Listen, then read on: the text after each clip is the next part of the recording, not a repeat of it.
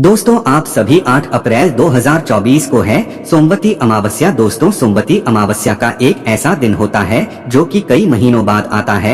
लोग इसका बहुत बेसब्र से इंतजार भी करते हैं। दोस्तों इस दिन आप लोगों को 108 चावल के दाने वाला उपाय भी जरूर करना चाहिए, क्योंकि दोस्तों यही एक ऐसा मात्र उपाय है जिस उपाय को अगर आप लोग भगवान शिव जी को प्रसन्न करने के लिए कर लेते हो तो भाई आपके जीवन में जो भी आपकी मनोकामना होगी वो पूर्ण जरूर होगी। दोस्तों आपके जीवन में जो भी दुख और परेशानी चल रही होगी उससे आपको छुटकारा जरूर मिलेगा।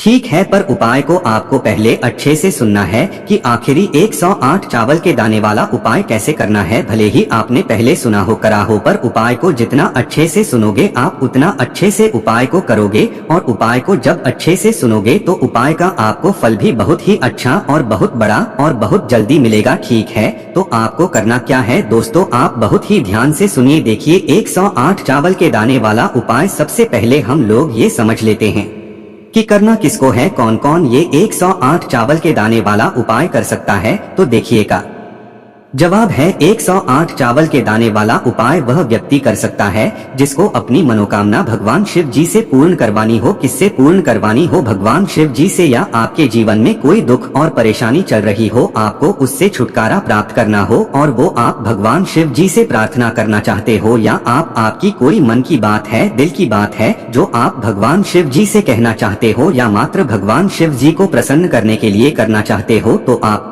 लोगों को ये 108 चावल के दाने वाला उपाय करना चाहिए। और किसको करना चाहिए? जिसकी मनोकामना जिसको पूर्ण करवानी हो, जिसकी दुख और परेशानी दूर करनी हो, या जिसका कोई भी काम हो उसे पूरा करवाना हो। ठीक है, तो कोई भी व्यक्ति इस उपाय को कर सकता है, जरूरी नहीं है घर का कोई भी एक व्यक्ति इस उपाय करे, घर की सभी सदस्य भी अपने लिए इस उपाय को कर सकते हो। ठीक है, पर अलग अलग करना होगा। अगर पूरे घर में कोई एक व्यक्ति इस उपाय को अपने पूरे घर परिवार के लिए करना चाहता है तो वह घर की बड़ी माताओं बहनों में से कोई भी एक माता बहन कर सकती है। ठीक है, माता बहन घर में उपस्थित ना हो तो फिर घर का कोई बड़ा पुरुष भी इस वाले उपाय को अपने पूरे घर परिवार की सुख और शांति के लिए, मनोकामना पूर्ति के लिए कर सकता है। कोई दिक्कत वाली बात यहाँ पर नहीं है। तो आप लोगों को यह बात समझ आ गई। अब इस 108 चावल के दाने वाले उपाय को आपको किस समय करना है? सुबह के समय करना है कि शाम के समय करना है, किस समय करना है? तो देखिए, विशेष रूप से अगर आप पूछो कि इस 108 चावल के दाने वाले उपाय को हम किस समय कर रहे हैं, तो सुबह के समय करोगे तो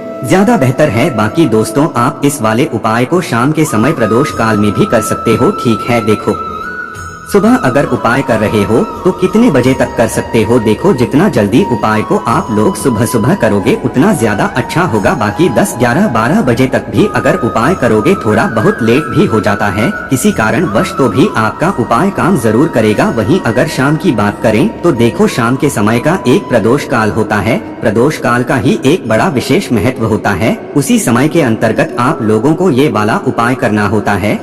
प्रदोष काल का जो समय होता है वो शाम के 6 बजे से लेकर 7 बजे के बीच का होता है। ठीक है, और कई अगर आप लोग लेट भी हो जाते हो, कई लोग अपने काम पे जाते हैं, ड्यूटी पे जाते हैं, तो आने में थोड़ी बहुत देर हो जाती है, तो भाई 7:30 या रात 8 बजे तक भी अगर आप लोग उपाय कर लेते हो नाना, तो आपकी जो भी मनोकामना होगी वो पूर्ण जरूर होगी। ठीक है, आप इस उपाय को कर सकते हो रात 8 बजे तक भी, पर इससे ज्यादा देर मत करना क्योंकि फिर वो ज्यादा देरी हो जाती है। तो आप लोगों को समझ आगा कि आप इस उपाय को सुबह के समय भी कर सकते हो, शाम के समय भी कर सकते हो, पर विशेष रूप से सुबह के समय करना ज्यादा अच्छा रहेगा। अब देखिए, जब हम उपाय कर रहे हैं 108 चावल के जाने वाला उपाय, तो क्या सिर्फ हम 108 चावल दान वाले उपाय करने के लिए शिव जी के मंदिर पहुंच जाएं? नहीं, ऐसी बात बिल्कुल भी नहीं है। जब भी आप कोई उपाय करो तो हमें कभी भगवान शिव जी को ये नहीं दर्शा है कि हम मात्र अपने फायदे के लिए उनके शिव जी के मंदिर में आए हैं या उनके पास आए हैं, वो भी उपाय को करने के लिए। तो उपाय को करने के साथ साथ में हमें क्या क्या करना होता है?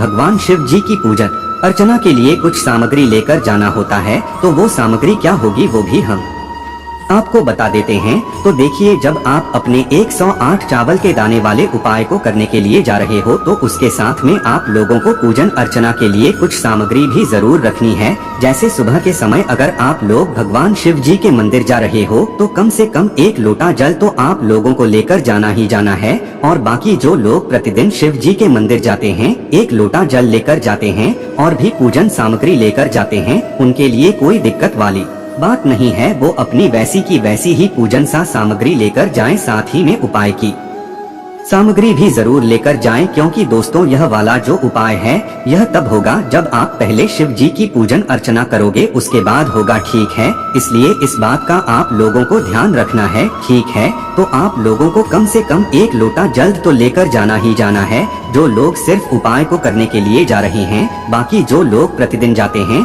मंदिर वो अपनी पूजन सामग्री जैसे लेकर जाते हैं वैसे ही लेकर जाएं और पूजन अर्चना करने के बाद ही उपाय करें, ठीक है। अब ये तो बात हो गई सुबह के समय की। बाकी जो लोग शाम के समय इस उपाय को करने वाले हैं उन लोगों के लिए क्या वो शाम के समय क्या लेकर जाएंगे? तो देखो, शाम के समय जल तो आप लोग लेकर नहीं जा सकते हो, क्योंकि सभी जगह पर शिवजी आनंद में बैठे हुए होते, उनका श्रृंगार हो चुका होता है। तो शाम के समय आप लोग मात्र क्या करोगे, एक दीपक तैयार करोगे जो कि आटे का होगा, गोल बत्ती का होगा, जो गोल बत्ती आप अपने हाथों से बनाओगे अपने ही घर में। उसके बाद में इस मतलब दीपक के अंदर जो आप लोग चीज डालोगे वो डालोगे क्या, शुद्ध देसी गाय का घी। ये घी आप लोग विशेष रूप से अपने घर में रखा करो, ना भैंस का घी चलता है भगवान शिव जी के उपायों में, ना तो बाजार का मिलावट घी चलता है, शुद्ध देसी गाय का घी ही चलता है, जिससे आपके घर में बरकत भी आती है। तो भाई शुद्ध देसी गाय का घी इस दीपक के अंदर डाल लेना और इस दीपक को तैयार कर लेना। मात्र इस दीपक को तैयार करके और अपने उपाय की सामग्री लेकर आप भगवान शिव जी के मंदिर में उपाय को करने के लिए जा सकते हो, ठीक है।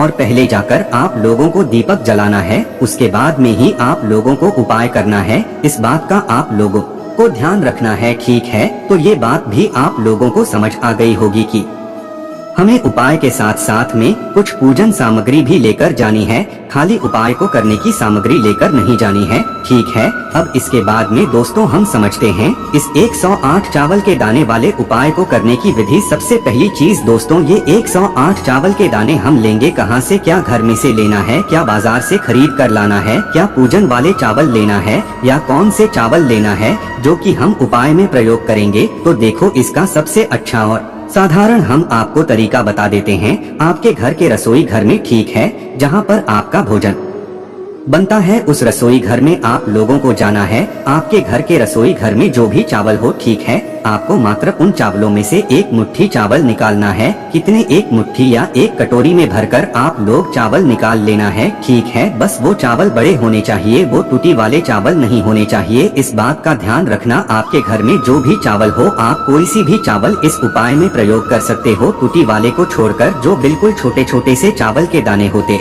हैं वो प्रयोग नहीं कर सकते हैं। ना तो आपके घर में जो भी चावल के दाने हो आप उसमें से 1 मुट्ठी या 1 कटोरी चावल के दाने निकाल लें और निकालने के बाद अलग से रख लें। और अलग से रखने के बाद क्या करें, इन 108 चावल के दानों को एक एक करके जो है